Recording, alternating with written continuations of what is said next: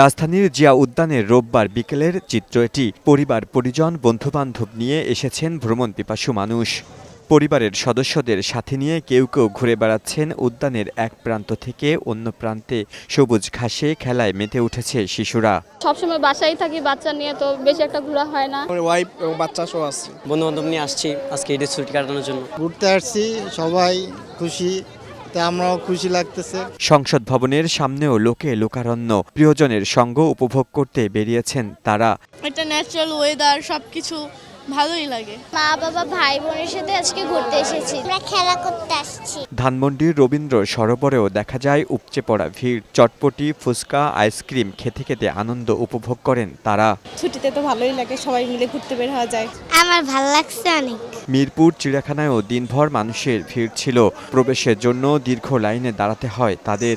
ঈদের ছুটি দিছে, চিড়িয়াখানায় ঘুরতে আসছি। সিংহটা সব থেকে বেশি ভালো লাগছে, অনেক বড় ছিল, গর্জন দিচ্ছিল। লিওন মীর, বৈশাখী সংবাদ, ঢাকা।